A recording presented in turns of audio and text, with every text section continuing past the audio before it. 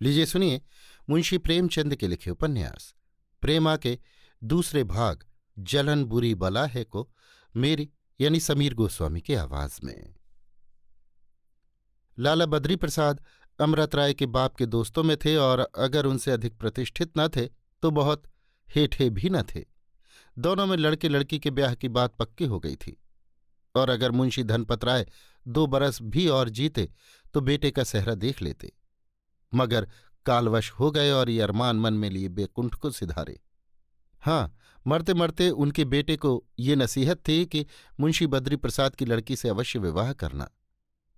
अमृत राय ने भी लजाते लजाते बात हारी थी, मगर मुंशी धनपत राय को मरे आज 5 बरस बीत चुके थे। इस बीच में उन्होंने वकालत भी पास कर ली थी और अच्छे खासे अंग्रेज बन बैठे थे। इस परिवर्तन ने पब्लिक की आंखों में उनका आदर घटा दिया था। इसके विपरीत बद्री प्रसाद पक्के हिंदू थे। साल भर 12 मास उनके यहाँ श्रीमद् भगवत की कथा हुआ करती थी। कोई दिन ऐसा न जाता कि भंडार में 150 साधुओं का प्रसाद न बनता हो। इस उदारता ने उनको शहर में सर्वप्रिय बना दिया था। प्रतिदिन भोर होते ही वो गंगा स्नान को पैदल जाया करते थे और रास्ते में जितने आदमी उनको देखते सब आदर से सिर झुकाते थे और आपस में कानाफूसी करते कि दुखियारों का ये दाता सदा फलता फूलता रहे। यद्यपि लाला बद्री प्रसाद अमृत राय की चाल ढाल को पसंद न करते थे और कई बार उनको समझाकर हार भी चुके थे, मगर शहर में ऐसा होनहार, विद्यावान, सुंदर और धनिक कोई दूसरा आदमी न था जो उनकी प्राणों से अधिक प्रिय लाडली प्रेमा के पति बनने के योग्य हो। इस कारण वे बेबस हो रहे थे। लड़की अकेली थी, इसलिए दूसरे शहर में ब्याह भी नहीं सकते थे। इस लड़की के गुण और सुंदरता की इतनी प्रशंसा थी कि उस शहर के सब रईस उसे चाहते थे। जब किसी कामकाज के मौके पर प्रेमा 16 श्रृंगार करके जाती तो जितनी और स्त्रियां होती उसके पैरों तले आंखें बिछाती। बड़ी बूढ़ी औरतें कहा करती थीं कि ऐसी सुंदर लड़की कहीं देखने में नहीं आई, और जैसी प्रेमा औरतों में थी ऐसे ही अमृत राय मर्दों में थे। ईश्वर ने अपने हाथ से दोनों का जोड़ मिलाया था। हाँ, शहर के पुराने हिंदू लोग इस विवाह के खिलाफ थे। वो कहते कि अमृत राय में सब गुण सही, मगर है तो ईसाई। उनसे प्रेमा जैसी लड़की का विवाह करना ठीक नहीं है। मुंशी जी के नातेदार लोग भी इस शादी के विरुद्ध थे। इसी खींचातानी में 5 बरस बीत चुके थे। अमृत राय भी कुछ बहुत उद्यत न मालूम होते थे, मगर इस साल मुंशी बद्री प्रसाद ने हियाब किया और अमृत राय भी मुस्तैद हुए और विवाह की साईत निश्चय की गई। अब दोनों तरफ से तैयारियां हो रही थीं। प्रेमा की मां अमृत राय के नाम पर बिकी हुई थीं और लड़की के लिए अभी से गहने पाते बनवाने लगी थीं कि निदान आज ये महाभयानक खबर पहुंची कि अमृत राय ईसाई हो गया है और उसका किसी मेम से विवाह हो रहा है। इस खबर ने मुंशी जी के दिल पर वही काम किया जो बिजली किसी हरे भरे पेड़ पर गिरकर करती है। वे बूढ़े तो थे ही, इस धक्के को न सह सके और पछाड़ खाकर जमीन पर गिर पड़े। उनका बेसुध होना था कि सारा भीतर बाहर एक हो गया। तमाम नौकर चाकर अपने पराए इकट्ठे हो गए और क्या हुआ का शोर मचने लगा। अब जिसको देखिए यही कहता फिरता है कि अमृत राय ईसाई हो गया है। कोई कहता है कि थाने में रपट करो, कोई कहता है चलकर मारपीट करो। बाहर से दम की दम में अंदर खबर पहुंची। वहां भी कोहराम मच गया।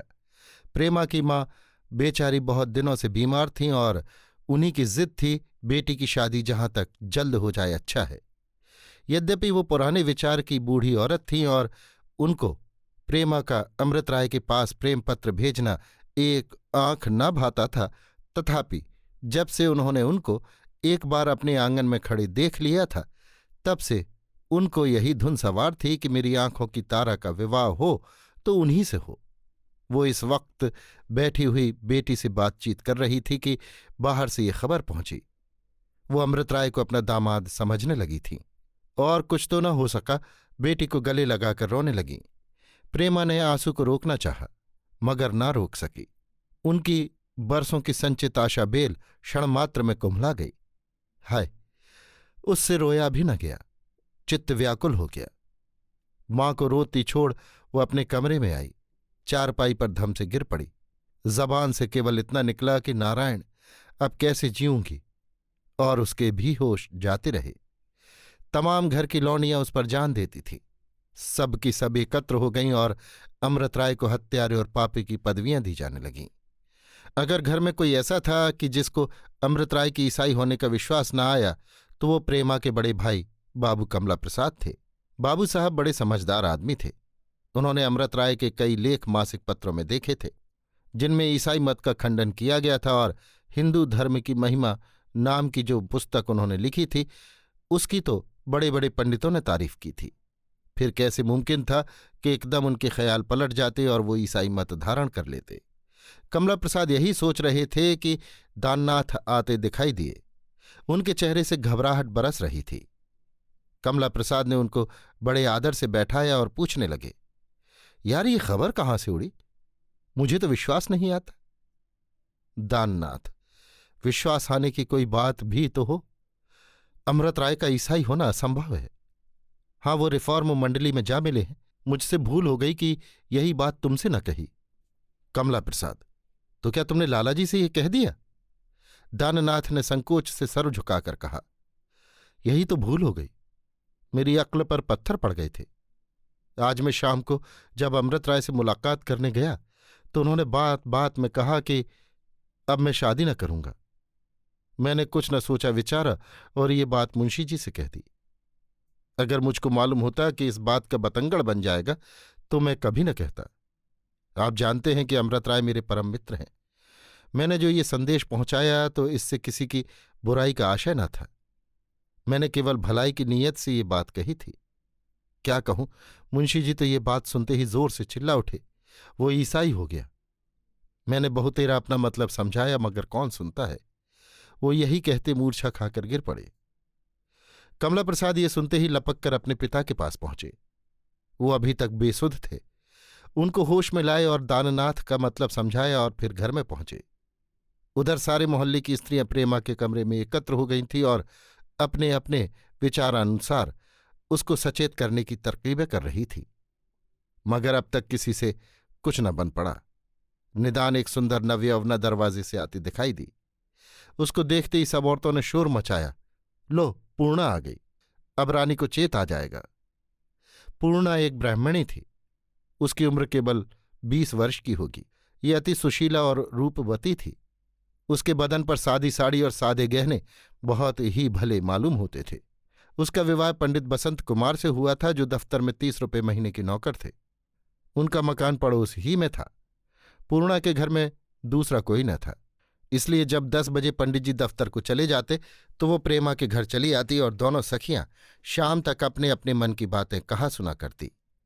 प्रेमा उसको इतना चाहती थी कि यदि वो कभी किसी कारण से ना आ सकती तो स्वयं उसके घर चली जाती।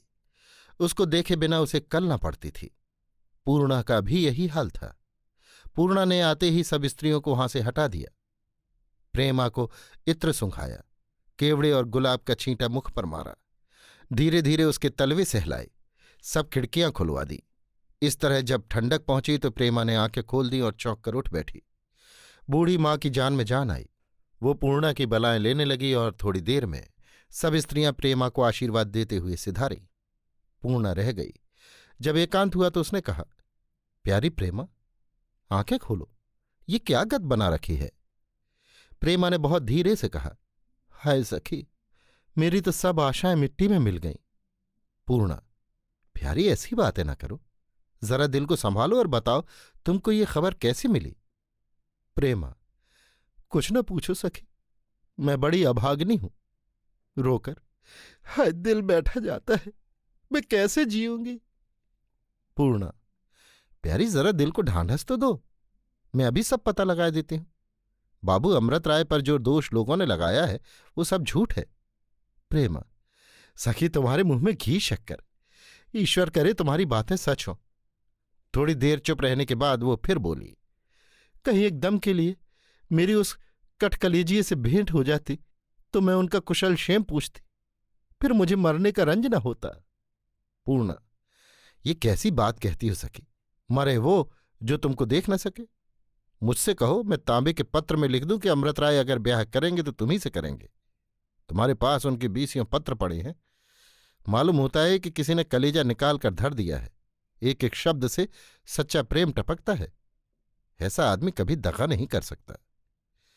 प्रेमा, यही सब सोचकर तो आज 4 बरस से दिल को ढांढस दे रही हूं, मगर अब उनकी बातों का मुझे विश्वास नहीं रहा। तुम ही बताओ, मैं कैसे जानूं कि उनको मुझसे प्रेम है। आज 4 बरस के दिन बीत गए, मुझे तो एक एक दिन काटना दूभर हो रहा है और वहां कुछ खबर ही नहीं होती। मुझे कभी कभी उनके इस टाल मटोल पर ऐसी झुंझलाहट होती है कि तुमसे क्या कहूं। जी चाहता है उनको भूल जाऊं, मगर कुछ बस नहीं चलता, दिल बेहया हो गया। यहां अभी यही बातें हो रही थीं कि बाबू कमला प्रसाद कमरे में दाखिल हुए। उनको देखते ही पूर्णा ने घूंघट निकाल ली और प्रेमा ने भी झट आंखों से आंसू पोंछ लिए और संभल बैठी। कमला प्रसाद ने आते ही कहा, प्रेमा, तुम भी कैसी नादान हो, ऐसी बातों पर तुमको विश्वास क्यों करा गया। इतना सुनना था कि प्रेमा का मुखड़ा गुलाब की तरह खिल गया। हर्ष के मारे आंखें चमकने लगीं। पूर्णा ने आहिस्ता से उसकी एक उंगली दबाई। दोनों के दिल धड़कने लगे कि देखें ये क्या कहते हैं। कमला प्रसाद, बात केवल इतनी हुई कि घंटा भर हुआ लालाजी के पास बाबू दाननाथ आए हुए थे। शादी ब्याह की चर्चा होने लगी तो बाबू साहब ने कहा कि मुझे तो अमृत राय के इरादे इस साल भी पक्के नहीं मालूम होते। शायद वो रिफॉर्म मंडली में दाखिल होने वाले हैं। बस इतनी सी बात को लोगों ने कुछ का कुछ समझ लिया। लालाजी उधर बेहोश होकर गिर पड़े, अम्मा उधर बदहवास हो गईं। अब जब तक उनको संभालूं कि सारे घर में कोलाहल होने लगा। ईसाई होना क्या कोई दिल लगी है, और फिर उनको इसकी जरूरत ही क्या।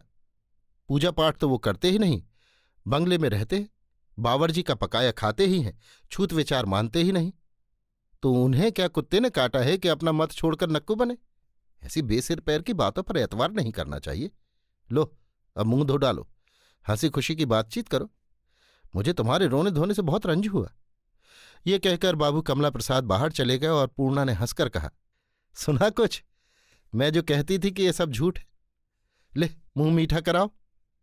प्रेमा ने प्रफुल्लित होकर पूर्णा को छाती से लिपटा लिया और उसके पतले पतले होठों को चूम कर बोली, मुंह मीठा हुआ या और लोगी। पूर्णा, ये मिठाइयां रख छोड़ो उनके वास्ते जिनकी निठराई पर अभी तक कुढ़ रही थी। मेरे लिए तो आगरा वाले की दुकान की ताजी ताजी अमृतियां चाहिए। प्रेमा, अच्छा, अब कि उनको चिट्ठी लिखूंगी तो लिख दूंगी कि पूर्णा आपसे अमृतियां मांगती है। पूर्णा, तुम क्या लिखोगी। हाँ, मैं आज का सारा वृतांत लिखूंगी, ऐसा ऐसा बनाऊंगी कि तुम भी क्या याद करो, सारी कलई खोल दूंगी। प्रेमा लजाकर, अच्छा रहने दीजिए, ये सब दिल लगी। सच मानो पूर्णा, अगर आज की कोई बात तुमने लिखी तो फिर मैं तुमसे कभी न बोलूंगी। पूर्णा, बोलो या न बोलो, मगर मैं लिखूंगी जरूर। इसके लिए तो उनसे जो चाहूंगी ले लूंगी। बस इतना ही लिख दूंगी कि प्रेमा को अब बहुत न तरस आइए। प्रेमा बात काटकर, अच्छा लिखिएगा तो देखूंगी। पंडित जी से कहकर वो दुर्गत कराऊं कि सारी शरारत भूल जाओ। मालूम होता है उन्होंने तुम्हें बहुत सर चढ़ा रखा है। अभी दोनों सखियां जी भर खुश न होने पाई थीं कि उनको रंज पहुंचाने का फिर सामान हो गया। प्रेमा की भावज अपनी ननद से हरदम जला करती थी, अपने सास ससुर से, यहां तक कि अपने पति से भी क्रुद्ध रहती कि प्रेमा में ऐसे कौन से चांद लगे हैं कि सारा घराना उस पर निछावर होने को तैयार रहता है। उनका सब आदर क्यों करते हैं, मेरी बात तक कोई नहीं पूछता। मैं उनसे किसी बात में कम नहीं हूं। गोरेपन में, सुंदरता में, श्रृंगार में मेरा नंबर उनसे बराबर बढ़ा चढ़ा रहता है। हाँ, वो पढ़ी लिखी है, मैं बौरी इस गुण को नहीं जानती। उन्हें तो मर्दों से मिलना, नौकरी चाकरी करना है। मुझ बेचारी के भाग्य में तो घर का काम काज करना ही बदा है। ऐसी निर्लज्ज लड़की, अभी शादी नहीं हुई मगर प्रेम पत्र आते जाते हैं, तस्वीरें भेजी जाती हैं। अभी 8-9 दिन होते हैं कि फूलों के गहने आए हैं। आंखों का पानी मर गया है, और ऐसी कुलवंती पर सारा कुनबा जान देता है। प्रेमा उसके ताने और उसकी बोली ठोलियों को हंसी में उड़ा दिया करती और अपने भाई की खातिर भावज को खुश रखने की फिक्र में रहती थी। मगर भाभी का मुंह उससे हरदम फूला ही रहता। आज उन्होंने ज्यों ही सुना कि अमृत राय ईसाई हो गए हैं तो मारी खुशी के फूली न समाई। मुस्कराते मचलते मटकते प्रेमा के कमरे में पहुंचे और बनावट की हंसी हंसकर बोले, क्यों रानी, आज तो बात खुल गई। प्रेमा ने ये सुनकर लाज से सर झुका लिया, मगर पूर्णा बोली, सारा भांडा फूट गया। ऐसी भी क्या कोई लड़की मर्दों पर फिसले। प्रेमा ने लजाते हुए जवाब दिया, जाओ, तुम लोगों की बला से मुझसे मत उलझो। भाभी, नहीं नहीं, दिल लगी की बात नहीं। मर्द सदा के कटकलेजी होते हैं। उनके दिल में प्रेम होता ही नहीं। उनका जरा सा सर धमके तो हम खाना पीना त्याग देती हैं, मगर हम मर ही क्यों न जाएं, उनको जरा भी परवाह नहीं होती। सच है, मर्द का कलेजा काठ का। पूर्णा, भाभी तुम ठीक कहती हो। मर्दों का कलेजा सचमुच काठ का होता है। अब मेरे ही यहाँ देखो, महीने में कम से कम 10-12 दिन उस मुए साहब के साथ दौरे पर रहते हैं। मैं तो अकेली सुनसान घर में पड़े पड़े कर रहा करती हूं। वहां कुछ खबर ही नहीं होती। पूछती हूं तो कहते हैं रोना गाना औरतों का काम है, हम रोए गाएं तो संसार का काम कैसे चले। भाभी, और क्या, संसार अकेले मर्दों ही के थामे तो थमा है। मेरा बस चले तो इनकी तरफ आंख उठाकर भी न देखूं। अब आज ही देखो, बाबू अमृत राय का करतब खुला तो रानी ने अपनी कैसी गत बना डाली। मुस्कुराकर, इनके प्रेम का तो ये हाल है, और यहां 4 वर्ष से हीला हवाला करते चले आते हैं। रानी नाराज न होना, तुम्हारे खत पर खत जाते हैं, मगर सुनती हूं वहां से विरले ही किसी खत का जवाब आता है। ऐसे निर्मोहियों से कोई क्या प्रेम करे। मेरा तो ऐसों से जी जलता है। क्या किसी को अपनी लड़की भारी पड़ी है कि कुएं में डाल दे। भला से कोई बड़ा मालदार है, बड़ा सुंदर है, ऊंची पदवी है, मगर जब हमसे प्रेम ही न करे तो क्या हम उसकी धन दौलत को लेकर चाटें। संसार में एक से एक लाल पड़े हैं, और प्रेमा जैसी दुल्हन के वास्ते दूल्हों का काल। प्रेमा को ये बातें बहुत बुरी मालूम हुई, मगर मारे संकोच के कुछ बोल न सकी। हाँ, पूर्णा ने जवाब दिया, नहीं भाभी, तुम बाबू अमृत राय पर अन्याय कर रही हो। उनको प्रेमा से सच्चा प्रेम है। उनमें और दूसरे मर्दों में बड़ा भेद है। भाभी, पूर्णा मुंह न खुलवा। प्रेम नहीं, पत्थर करते हैं। माना कि वे बड़े विद्या वाले हैं और छुटपने में ब्याह करना पसंद नहीं करते, मगर अब तो दोनों में कोई कम से नहीं है। अब क्या बूढ़े होकर ब्याह करेंगे। मैं तो सच कहती हूं, उनकी ब्याह करने की चेष्टा ही नहीं है। टाल मटोल से काम निकालना चाहते हैं। यही ब्याह के लक्षण है कि प्रेमा ने जो तस्वीर भेजी वो टुकड़े टुकड़े करके पैरों तले कुचल डाली। मैं तो ऐसे आदमी का मुंह भी न देखूं। प्रेमा ने अपनी भावज को मुस्कुराते हुए आते देखकर ही समझ लिया था कि कुशल नहीं है। जब ये मुस्कुराती हैं तो अवश्य कोई न कोई आग लगाती हैं। वो उनकी बातचीत का ढंग देखकर सहम जाती थी कि देखें ये क्या सुनावनी सुनाती हैं। भाभी की ये बात तीर की तरह कलेजे के पार हो गई। हक्का बक्का उनकी तरफ ताकने लगी, मगर पूर्णा को विश्वास न आया। बोली, ये क्या अनर्थ करती हो भाभी। भैया अभी आए थे, उन्होंने इसकी कुछ भी चर्चा नहीं की। मैं तो जानती हूं कि पहली बात की तरह ये भी झूठी है। ये असंभव है कि वो अपनी प्रेमा की तस्वीर की ऐसी दुर्गत करे। भाभी, तुम्हारे मन को मैं क्या करूं, मगर ये बात तुम्हारे भैया खुद मुझसे कह रहे थे, और फिर इसमें बात ही कौन सी है। आज ही अपनी तस्वीर मंगा भेजो, देखो क्या जवाब देते हैं। अगर ये बात झूठी होगी तो अवश्य तस्वीर भेज देंगे, या कम से कम इतना तो कहेंगे कि ये बात झूठी है। अब पूर्णा को भी कोई जवाब न सूझा। वो चुप हो गई। प्रेमा कुछ न बोली। उसकी आंखों से आंसुओं की धारा बह निकली। भावज का चेहरा ननद की इस दशा पर खिल गया। वो अत्यंत हर्षित होकर अपने कमरे में आई। दर्पण में मुंह देखा और आप ही आप मग्न होकर बोली, ये घाव अब कुछ दिनों में भरेगा। अभी आप सुन रहे थे मुंशी प्रेमचंद के लिखे उपन्यास प्रेमा के दूसरे भाग जलन बुरी बला है को मेरी यानी समीर गोस्वामी की आवाज में।